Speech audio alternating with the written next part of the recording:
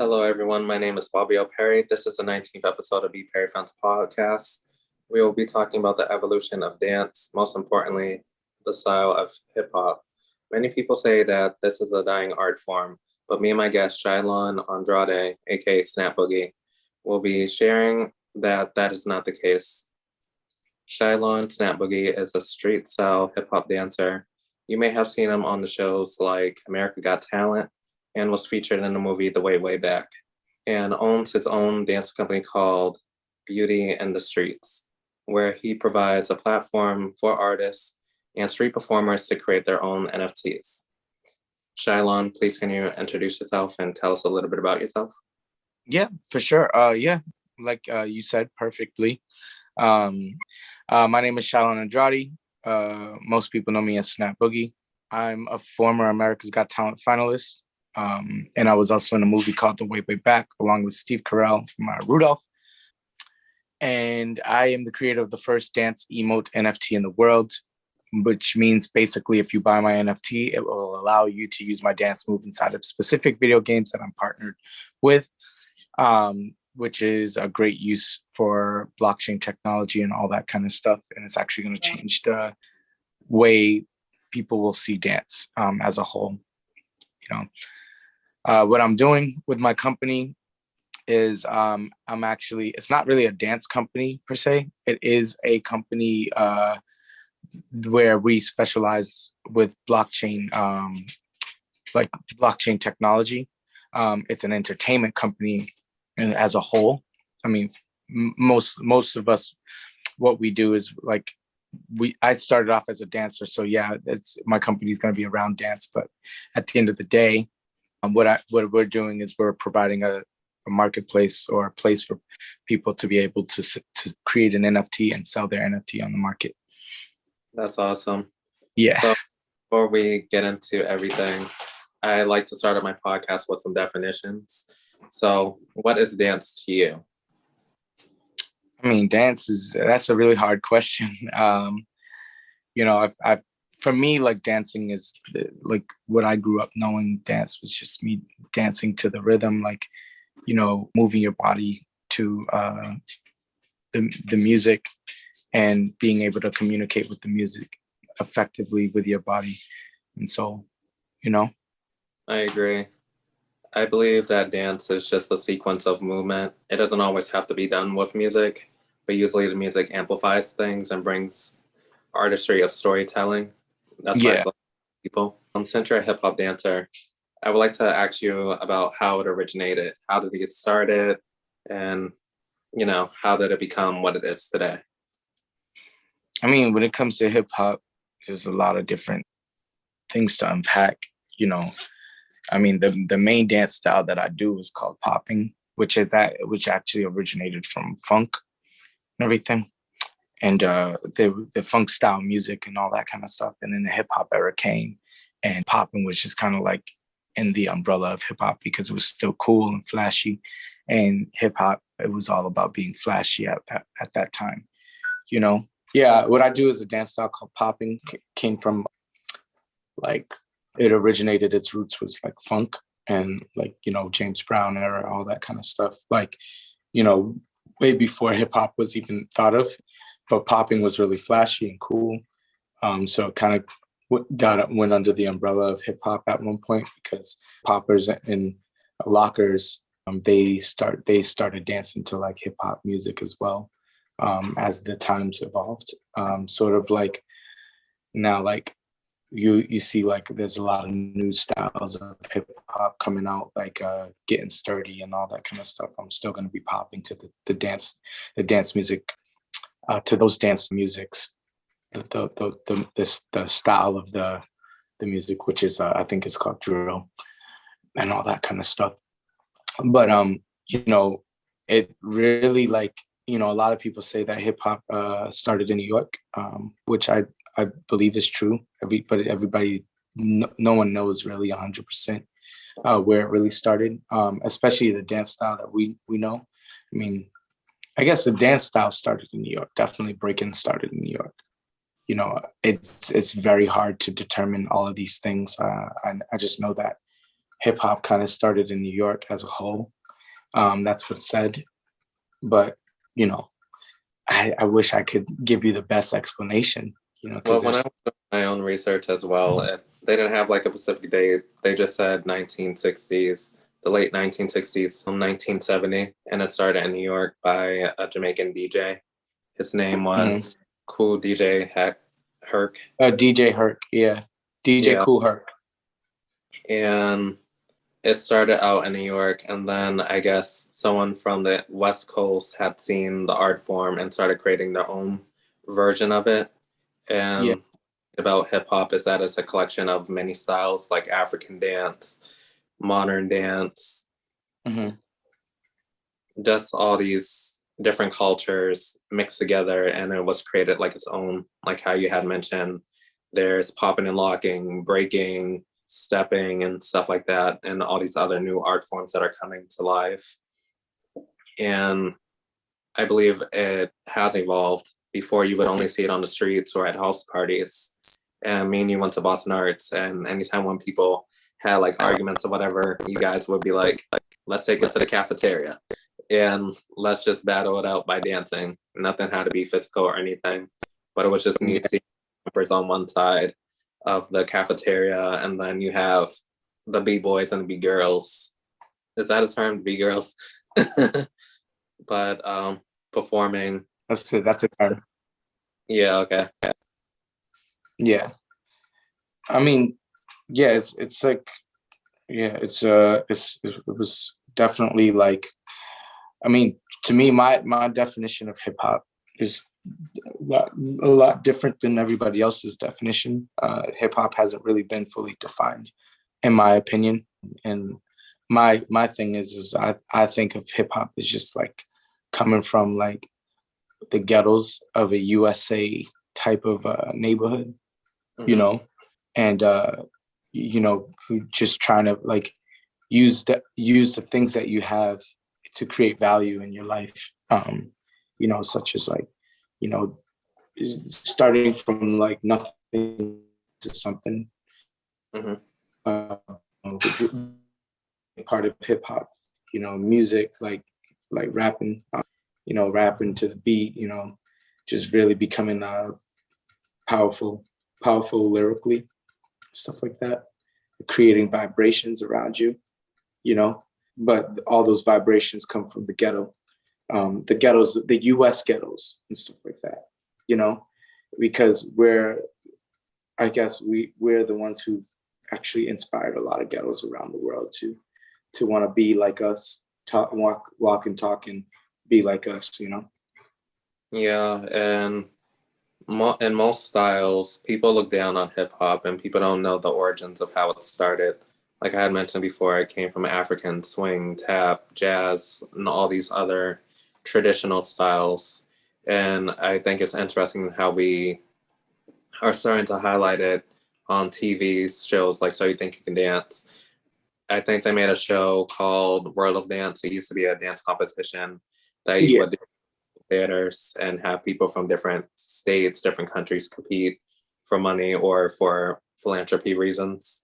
And I think it's great that it's being commercialized on television and movies and stuff so people can inspired and get into it. Instead of saying, oh, you have to do ballet to be considered formal dance style, you have to do jazz to be formal dance style, you have to do jazz or something like that. And now we have hip hop and people know what it is and how it's rooted. We can appreciate the art form and make it go to the next level if we have more support for it. And I can't believe that it took for so many years. I think it took for it to be on So You Think You Can Dance, to count dance as a whole, to be counted as a sport. And people don't understand the level of execution, the long hours of rehearsals, the acrobatics, the stunts, everything that goes into making this performance unique and its own original flavor. It's great to see that now. I'll just say that. Yeah. I mean, yeah, I have a lot of opinions on like dance being a sport and all that kind of stuff. But like, as a whole, I think dancers do put a lot of wear and tear on their body, like people who practice on sports. But the difference between sports and dance is like there's an art behind it. I mean, there's definitely some sort of an art behind sports, but it's just very basic. You know, you can. But when it comes to art, there's nothing stopping it from going from one place to the next. You know what I'm saying? Yeah, you don't have as many rules. You got a lot more to play with. And then sometimes there are rules, but it's not as strict, you know. Sometimes, you know, there's a lot of, I guess, what we say, gatekeepers in the art community and stuff like that. So one of the greatest things about art is that you can go around the gatekeepers and do your own thing, you know. Mm-hmm. Definitely. And let's talk about the music. What type of music would you see to hip hop back in the day compared to now? I mean, it's definitely different.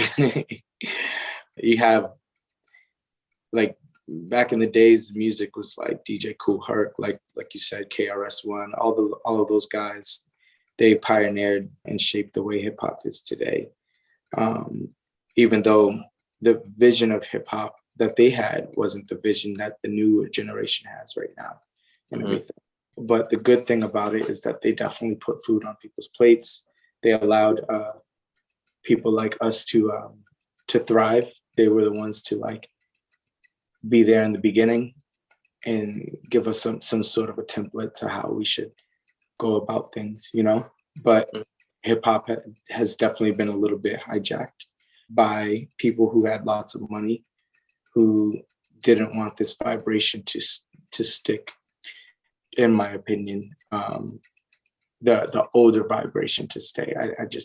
I guess, you know.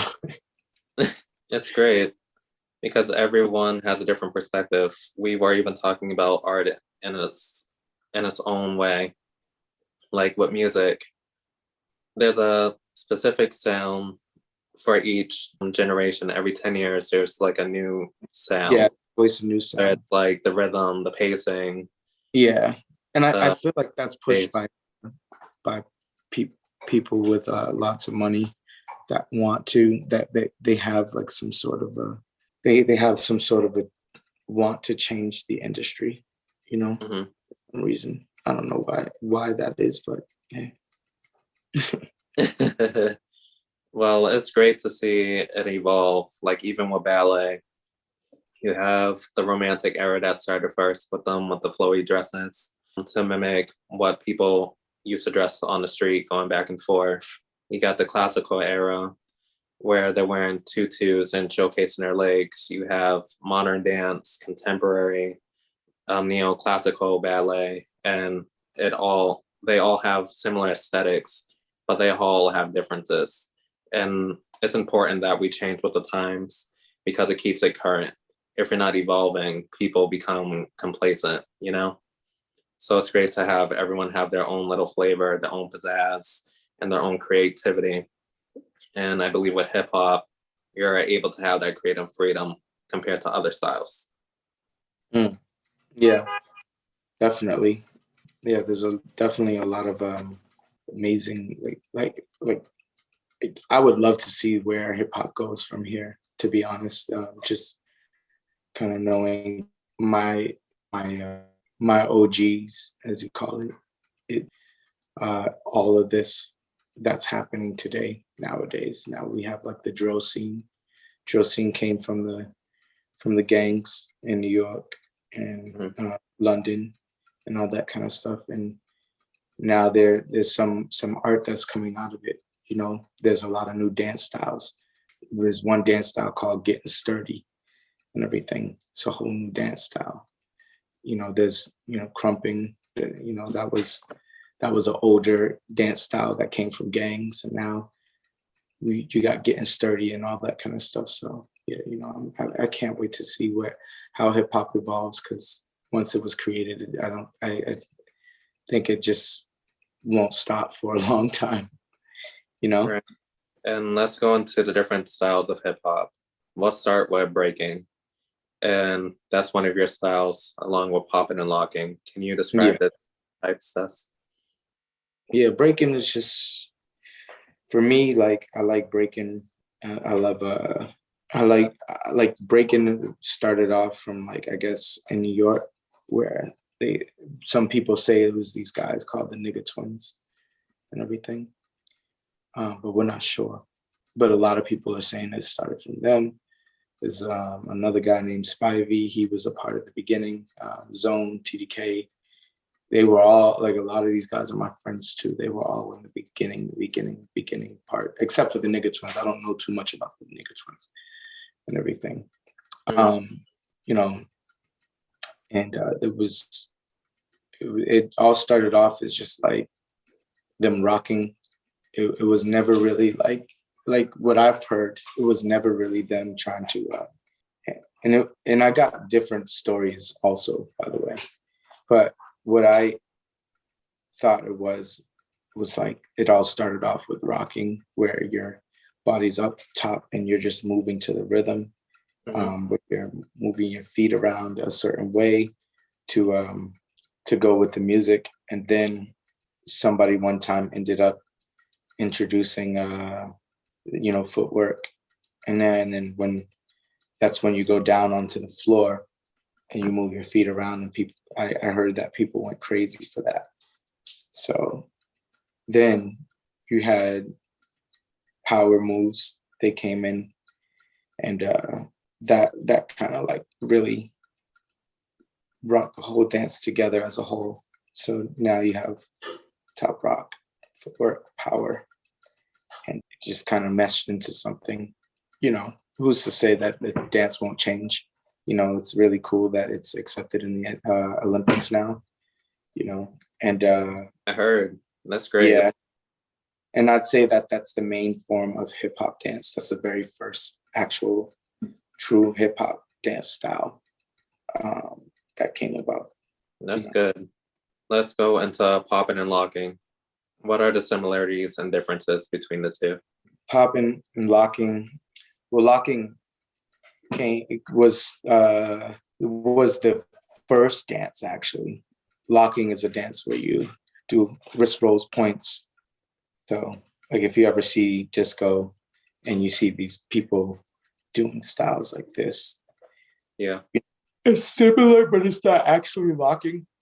But when you see, like, there's a lot of history. It's really hard to break everything down in this short span of time, to be honest, because basically, like, locking was the originator, though, to make it short, and they had a lot of, like, flips and movements in there and stuff like that that sometimes breakers would take. Like, there would be a certain kind of split that James Brown would do, and a lot of lockers used to use that split. It was just kind of a thing. And then lockers like to do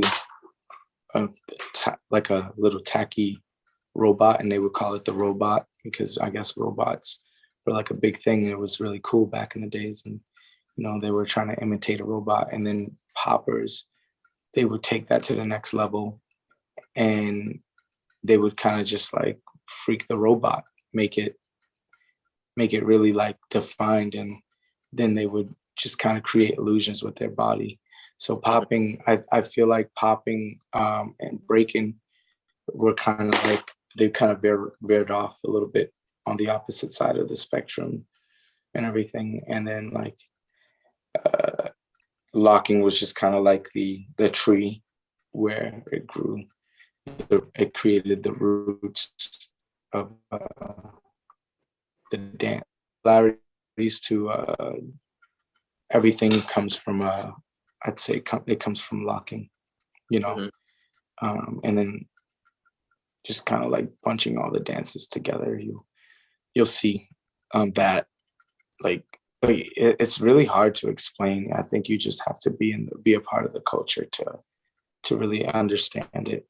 I think you really have to be in it to win it.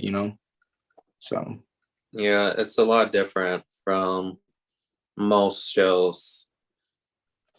Like me personally, when I go to the hip hop shows, the crowd is very animated. They're like screaming, clapping, dancing too. Like they're very involved, and I love the connection that you guys make with the audience, versus us, where we have to wait for certain variations to end, and then we clap, and then at the very great finale, we stand up and clap and be like, Yeah. encore, encore.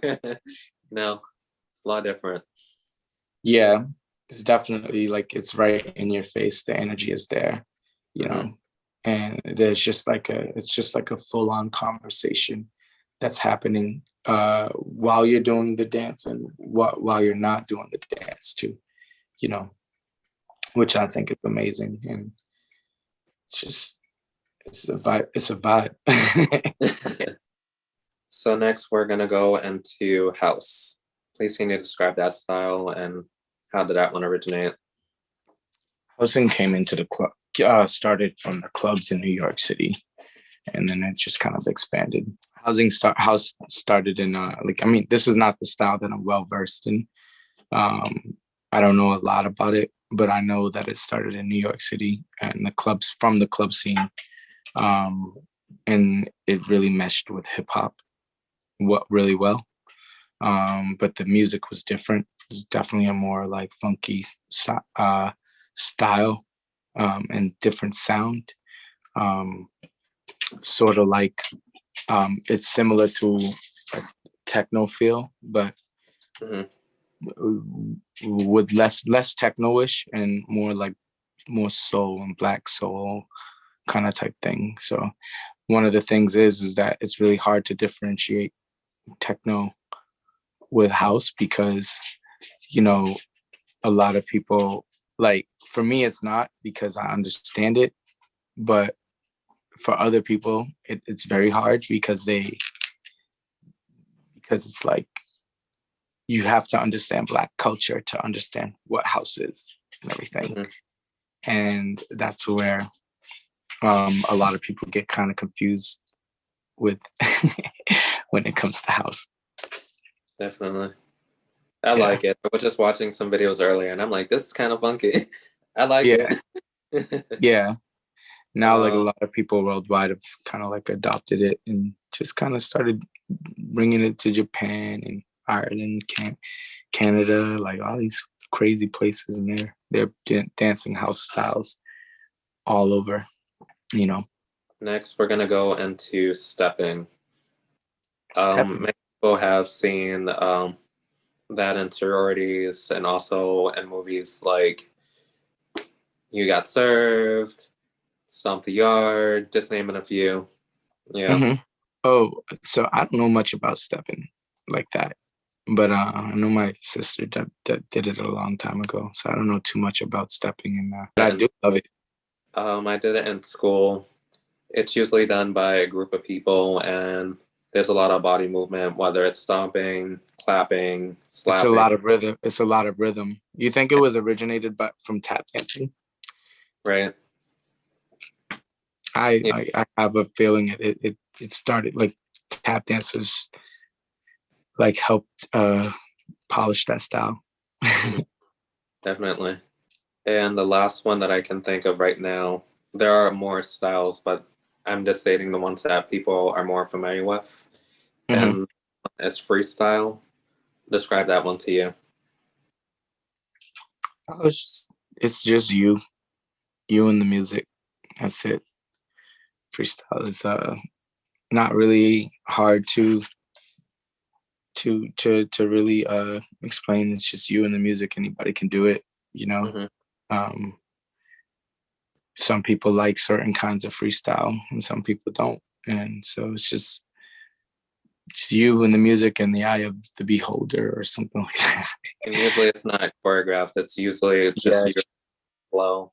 It can incorporate any type of movement, any type of beat, any type of type of sound. Yeah, exactly. So it's pretty much it. Now we're gonna go to the fun part. I mean, so one of the things like with breaking is like breaking, you're freestyling usually.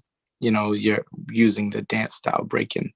you know, popping, you can freestyle popping.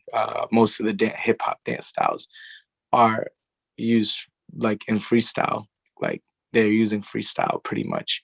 But I think freestyle originated from hip hop dance styles, like what we do today. And it's kind of been taken on, and other people have adopted it with their own styles.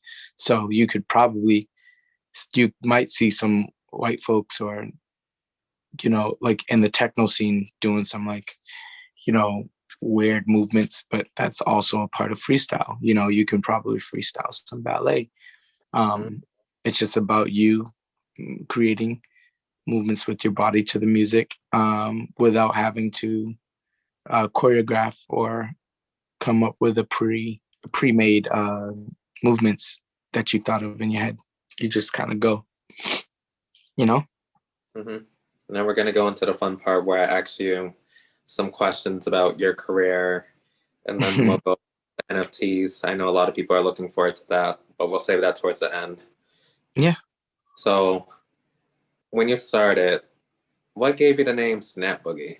How did that originate? Cool. My name was originated because actually, so when I was younger, I started dancing, and I joined a dance crew called the Floor Lords. The Floor Lords, at the time, I didn't know who they were. I just knew my mom would tell me about them, and they had a big name in the dance scene out here in Boston. You know, everybody knew who they were, especially if you were from the hood or the ghetto and everything. And I always wanted to be a part of something positive like that, you know. I ended up going to their practices, learning how to dance. And my mom used to be really super associated with the Floor Lords, but I didn't know that at the time. And then, so I kept just going to practice, and I like fell in love with the dance. And I just kept practicing and practicing and practicing. And one day my mom shows up to practice to pick me up, because I think we had to go somewhere. I don't know exactly where I had to go, but they didn't know that she was my mom until she showed up to the practice. And my mom, they were like, "Hey, Marita, how are you? What are you doing here?" And she's like, "I'm picking up my son." And then they were like, "Who's your son?" And they're like, and she said, "Snap." Or not Snap, I mean Cjaiilon, or CJ. That was my name at the time. And then they told me, they went crazy because I didn't know this, but an uncle that passed away before I was born was already in the dance crew and everything. And, you know, they were like super excited about that. And so they were like, "Yo, do you know who your uncle was?" And yada, yada, yada, all of this kind of stuff. And they started asking me like, you know, they started like giving me the rundown about my uncle and who he was and why he died and all of that kind of stuff. So basically later down the line, as I was dancing, they just started saying that I reminded them of my uncle, and they started calling me Snap too. And then Facebook, I started using Facebook a lot at the time. This was probably like in 2005, 2006 or something like that. When I was using Facebook, I was trying to create my profile as Snap too, but I wasn't able to use a number. That name, yeah. Yeah. So I ended up writing Snapboogie because I love to boogie, and I knew about like boogie was like a big thing in the culture. That word was it just meant something to a lot of people. So it ended up just sticking and staying, and then lots of originally it was Snap too, but then lots of people just all around the world just started calling me Snapboogie because they were on my Facebook page.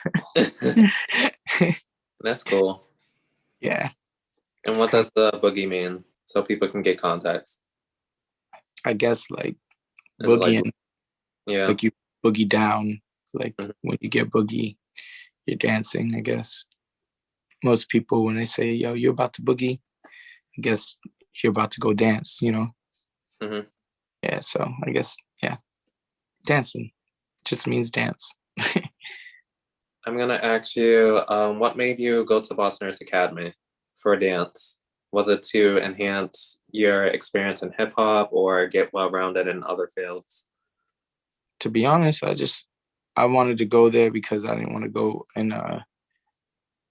and be caught up in a school that was gang infested, because all the schools, they had like people who was like, they were just like, you had to be a part of certain, like it was just kind of crazy because a lot of people were like getting beat up and all that kind of stuff in different schools, like the Mattapan and all that kind of stuff. And I didn't have really much options. So I wanted to kind of go to a school that would keep me out of trouble. And I knew that if you went to Boston Arts Academy, there weren't really too many fights or anything like that. And I could do what I love to do a little bit more and stuff like that. But to my surprise, there were a few fights. Yeah, There's a few real fights in there. it happens. It's a normal thing that goes on with any schools, and Yeah. you're trapped in a certain environment. Yeah. I want to ask you, how has the pandemic affected you? I know a lot of people had to shut down, a lot of shows weren't being run. I think now that COVID is letting loose, even though there's a lot of cases that I mentioned in my previous episode, people are trying to get back into the groove of being traditionally like normal, even though in some spaces are shut down completely. Some places are trying to navigate through technology, taking classes on Zoom or a hybrid model. How has Yeah. it affected? I mean, definitely performing at festivals, and like I was like, my career was about to take off, and then the pandemic hit, and I was just like, what the hell? You know, and it just kind of really like forced me to like learn, so I can take whatever I'm doing to the next level. Mhm. People would ask me to kind of come in and do a show on Zoom and everything, and I was just like, yeah, that's cool, but it doesn't feel good. It's not there. You're not there in the face of flesh. It just was weird. So I didn't like that. And so I just kind of like stopped doing that as a whole. And I just focused on things that I knew about, which was cryptocurrency and blockchain. And then I realized that I can use blockchain technology to reshape dance as a whole, not just the street dance, but dance as a whole, you know, Mhm. by allowing, because there is a lot of issues on like who created what, when, and why, and all that kind of stuff. Actually, as we discussed it earlier today, Mhm. we were talking about like hip hop, and I couldn't give you like a clear answer about like where it originated and what like in the background behind it all and things of that nature, Yeah. because we don't have this technology. We don't have this technology called blockchain, and blockchain is really, really, is gonna like shape the way we do things in the world. And I learned about it during the pandemic. I was like learning more about it because I was already into cryptocurrencies, because I wanted to know what I was investing in, Mhm. wherever I put my money. So I, yeah, like I said, I was just learning about it, and then I ended up coming up with like NFTs and realizing that I can turn dance moves into an NFT and then put them on the blockchain forever. That way, I can say, hey, I created this dance move at this time of my life. I'm the first one, you know. So Yeah. Could you describe what NFTs are and how it became a big thing? I know in a lot of groups on Clubhouse, Connect Club, and on YouTube, everybody's talking about NFTs, and I'm just like, what is this thing? You know. So I had a conversation with you, and you were kind of educating me on it, and you're like, you got to get hip to it. I'm like, let me do my yeah. homework and see where So this. basically, it's very hard to explain in one take, but I'll do my absolute best. An NFT is short for a non-fungible token. The main thing about blockchain technology and crypto and all that kind of stuff, what we want to do is become our own banks and stuff like that. So we don't want any middlemen. The middleman would be, I guess, us. We would all be the middlemen together, right? And we're using computers to basically, we're using the underlying technology to create, which is blockchain, to create something called a non-fungible token. A fungible token, something like a fungible token is like Bitcoin, or think of money as fungible, right? Cash. That's fungible because, I can exchange this $20 for $20 worth of Items. Yeah. well, no, $20 worth of Canadian dollars, which would probably be worth like, I'd say $25, you know? Mm-hmm. Same thing with think of, and now in order to make that $20 non-fungible, you can get like a celebrity like Michael Jackson to sign your $20 bill. And Mm-hmm. now the $20 bill has its own characteristic, right? Mm-hmm. You can either exchange it for something that's worth another, like something that's like, yeah, you can, now you can't really just exchange it. It has its own characteristic. So now the value went up because Michael Jackson has signed it, things of that nature, right? Mm-hmm. So it's kind of like trademarks and copyrights. Is that what you mean? In a sense, it's getting closer to digitizing, like, I guess, trademarks and copyrights, but it's just basically something that has its own characteristic, right? Mm-hmm. Like, you see this shirt, right? The Yeah. actual material on this shirt is cotton, Mm-hmm. However much this cotton on the shirt can be traded for, it probably like 10 to 20 cents, right? For this one shirt. The whole shirt, 10 to 20 cents for the actual cotton, the material on the cotton. Mm-hmm. But now the work that we put in to create this shirt and everything, now that you have this dream bill, now you put the shirt together, you take the cotton, you turn the shirt into something.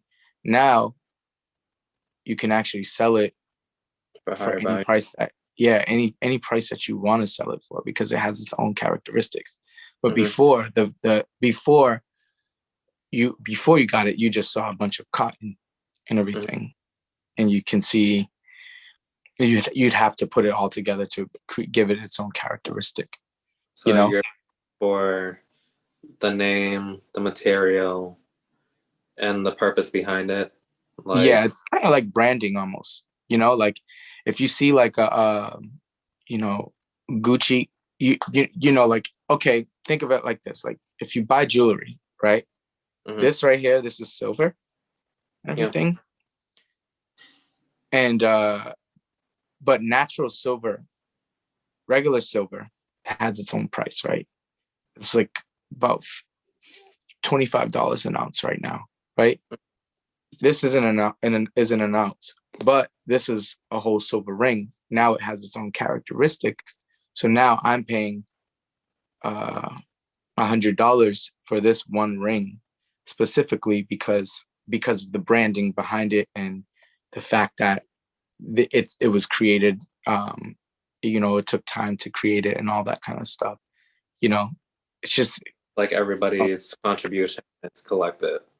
Okay. Yeah, like if you sell a t-shirt on the street, I can say, hey, this is worth $50 because I think it's worth $50. And then the only way for that it to be valid is if somebody else buys that for $50, right? Mm-hmm. So that's just, it has to have its own characteristics. Now, a token is something that you put on a blockchain, right? Same thing. So what you do is you mint a token, and it has its own unique characteristics, and you attach it to whatever it is that you want to attach it to. So you can attach it to music, clothes, anything, like a car. But right now, most people are just attaching NFTs to artwork, right? And so people will buy this kind of artwork, right? Because, art at one point was valuable. So basically, we're using this underlying technology called blockchain in order to be able to track everything. Because blockchain technology is a type of technology where you can see everything and everything is transparent. It's on a public ledger. All the transactions that go on the blockchain is on a public ledger, so everyone can see. But once you put information into the blockchain, that information will stay there forever. And like, in order to kind of like be a part of a blockchain network or community, you know, you just have to have a computer, right? And what you'll be doing with that computer is you'll be validating all the transactions to see if these transactions are real or not. You know, how that's how that works is your computer is basically given us a riddle, and it's doing its best to solve a really, really complex mathematical problem. And if it does solve that complex mathematical problem, you'll get kind of like rewarded with cryptocurrency. And while doing that, you're kind of like securing the network at the same time. So that's kind of how blockchain works. So NFTs, when you create an NFT, you're putting your information into the blockchain by minting a token. An NFT is basically a line of code, but you can attach that code to like a picture or a video or anything like that, you know? Definitely. Can you tell us a little bit about your experiences being in the spotlight, being on America's Got Talent, and how you transitioned to being in a film because you were on TV? Tell us that experience of you getting on the show, transitioning to moving to something bigger, you know? Yeah, sure. Basically, you know, I ended up, first of all, I snuck into America's Got Talent. I did everything that I can to get onto that show because I knew I would be seen by lots of people and maybe somebody would be able to connect with me, right? Then after that, you know, I just kind of like learned about the movie industry a lot, because that was, I guess, mainly how artists like myself were making money, you know. Most artists would make their money by getting in a movie or I think things like that, because dance wasn't really cutting it too much. You didn't really have too many dance jobs, and I didn't want to be able to want companies to use my body the way, well, I mean, that, I guess that's not really what it was. I saw acting as a better way to make a living, you know? Yeah. And so after going on America's Got Talent, I just kind of used my fame to like open the door to newer opportunities. And then when the movie ended up calling me because somebody referred me to them, and they asked me to audition by sending in a tape. And then I just sent them a tape, and luckily I was like the only Boston breakdancer that can do it, and I had the look that they needed and all that kind of stuff. And then I ended up getting a principal role in the Way Back, which was amazing. Definitely. Yeah. That's a big accomplishment. Not everybody can. Everyone says that they can be on TV and think they're going to get chosen, but actually putting in that commitment, kind of like if you're starting a YouTube channel or any type of business, you have to navigate your way through and get out of your head of being like, this will never happen to me. These people are going to be better than me. These people look better than me. Yeah. Just all these things that affect your mental state of mind. Because it's definitely a mental, it can take a mental toll on you. Because when I was after America's Got Talent, I, you know, growing up the way I grew up, I didn't really have the proper education to know how to capitalize off of it, you know. So I ended up getting really like down and depressed on myself, and I started getting depressed. And then out of nowhere, they called me when I was in New York City, and I was just like, wow, okay, there's something here. I think maybe I'm able to do something here. And then I ended up to be some information like financial literacy. I think it should be taught while you're in high school, preparing you for college. Because a lot of people want to go chase their dreams, of being an entertainer or some type of artist, there's money there, but the open doors are very limited. And Yeah. if you have that big hit, or if you even have that hit, it's hard to keep that momentum going because people see you at that all-time high, and you're kind Right. of competing against yourself, you know? Yeah. Yeah. Financial literacy is like really important to learn. I've had to learn it like years down the line, and I'm still learning. I'm not perfect, you know. Um, Luckily, I was in a position where I'm able to make money on my own, and I have my own studio in Boston, which is really expensive in comparison to a lot of other places. But I'm not really rich. I don't have a lot of money or anything like that, you know. I still, but I definitely have a different mindset on what money was from back in the days, and you know what it is now. You know, but I think money plays a big role in the arts, and I've really I think if you actually were more financially literate, which I think, first of all, if they taught finance classes in high school, I would actually want to stay in high school. You Mm-hmm. know, if they taught me how to do taxes, all of that kind of stuff that they don't teach us how to do, I would have literally stayed in high school. Like, we did learn about grants, but I actually didn't actually do grants. It's very limited. Like, they're very detailed on what the criteria is, and you're competing against hundreds, if not thousands or millions of people. The number just keeps increasing, and the budget just keeps getting lower. Yeah. I actually never really learned about grants. I'm actually learning about it now, because I had to kind of stop what I was doing in high school and go straight into doing America's Got Talent and things of that nature, you know. Mm-hmm.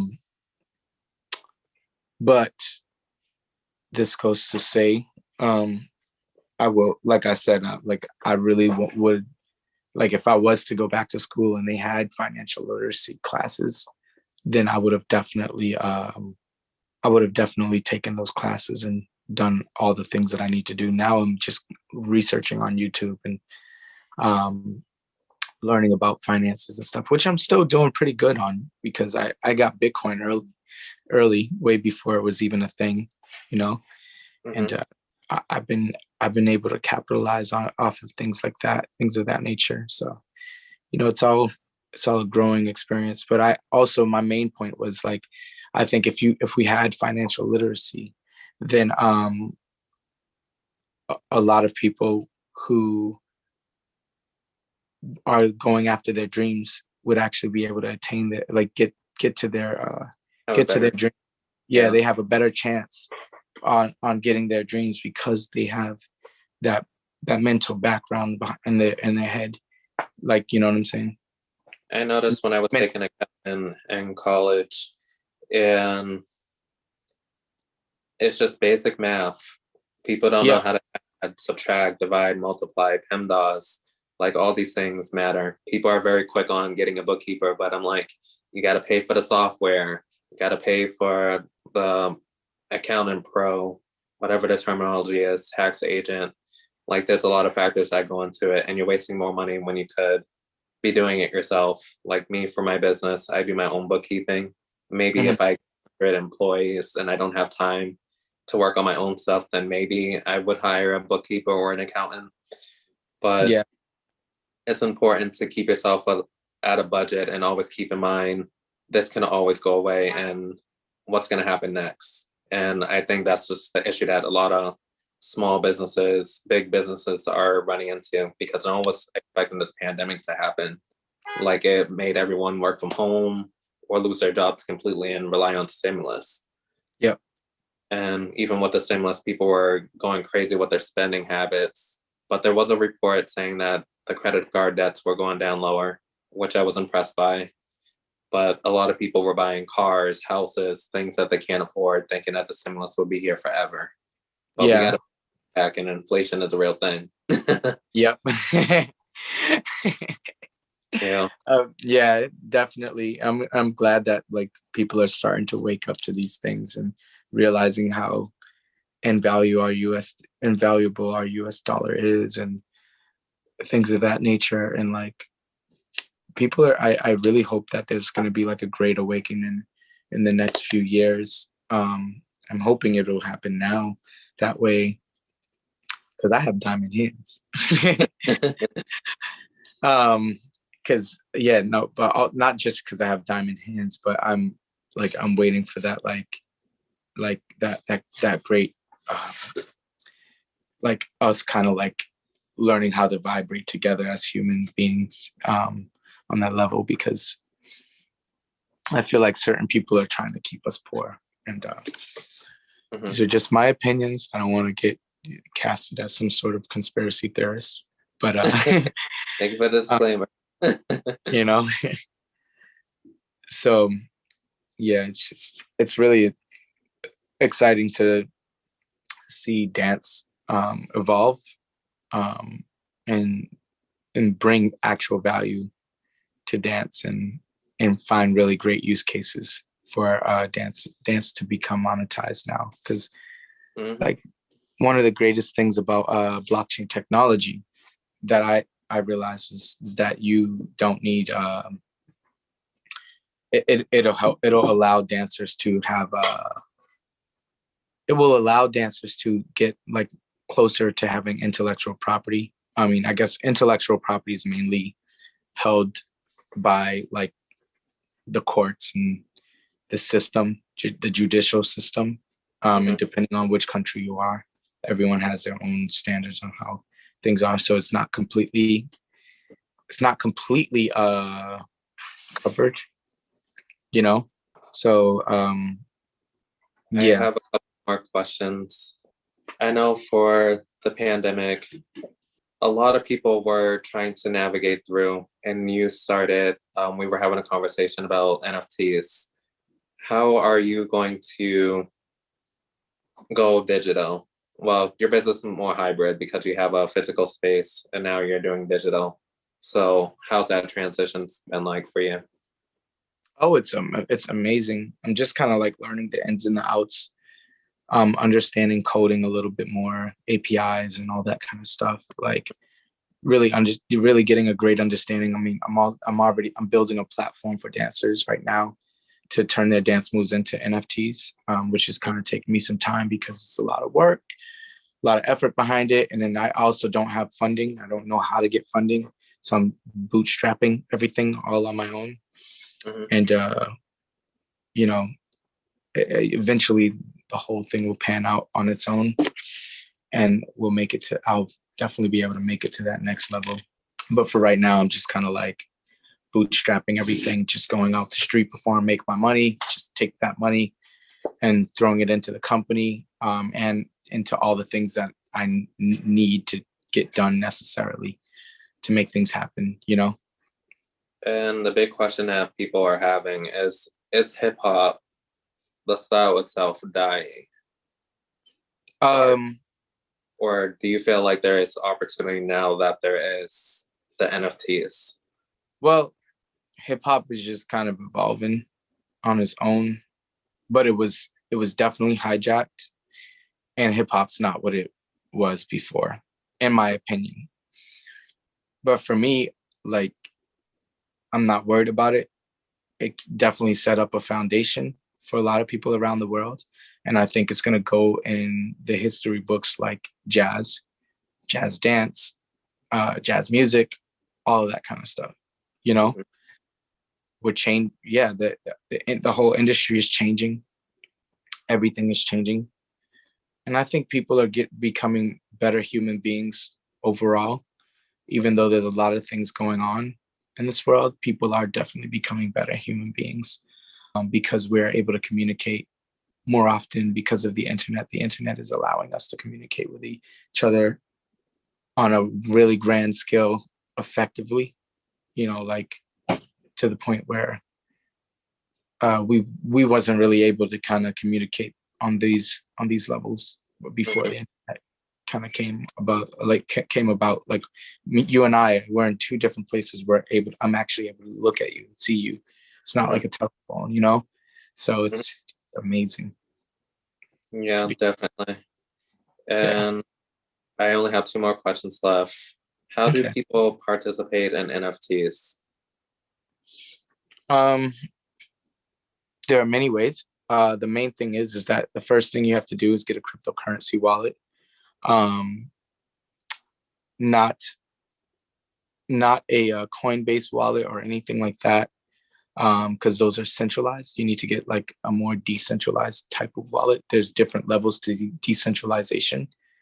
Decentralization is like basically not having to rely on a third party to help with the transaction. I don't think everything can be completely decentralized yet. Bitcoin is decentralized, but like the wallets are really hard unless you know how to create your own wallet from scratch, using code and all that kind of stuff.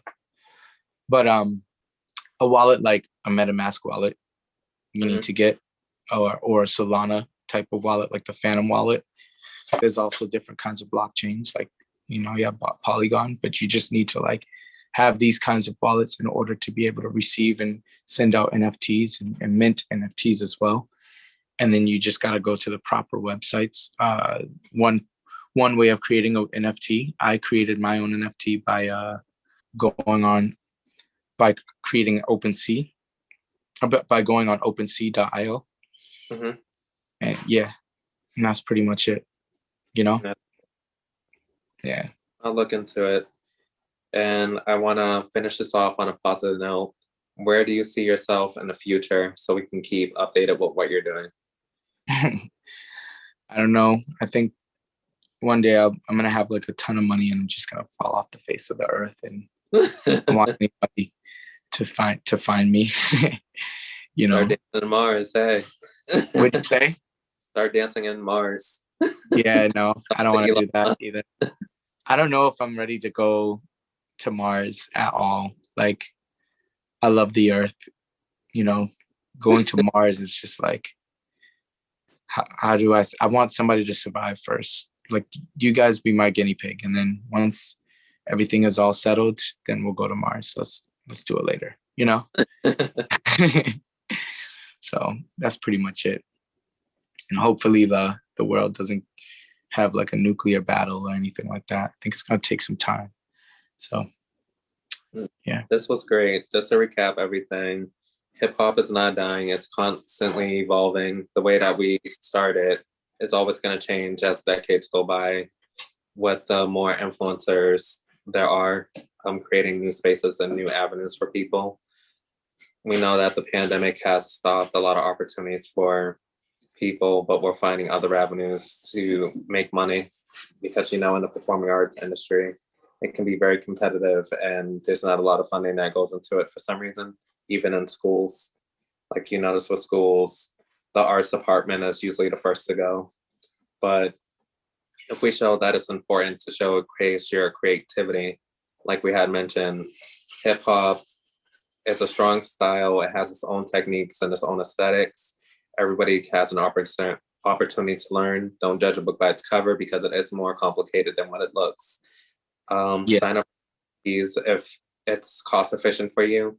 Do some research before you go into any type of investment. Talk to a tax professional if that helps. So I can make less room for errors. And thank you for being a part of this podcast episode. And please, can you share what social media platforms that we can find you on? Instagram is The Real Snapboogie. Twitter, it's @Snapboogie. Facebook is facebook.com/SnapboogieAGT. TikTok is @Snapboogie. I don't know my YouTube, but Twitch is twitch.tv and then /The Real Snapboogie. A lot of platforms. Yeah, I know. Telegram is Snapboogie. But I'll put all of his contact information in the description box, and you can find me on Instagram, TikTok, YouTube at BPerryFilms. And I can't wait to work with the lineup that I have for the next upcoming episodes. And thank you for being a part of this. And I plan to work with you in the future. And yeah. Sure. Definitely. Also, my website is snapboogie.com. So, that way it can bring you all to all the social media accounts that I have. Okay. So, yeah. Anyways, sorry. But thank you so much for allowing me to be a part of something so great like this. Thank you.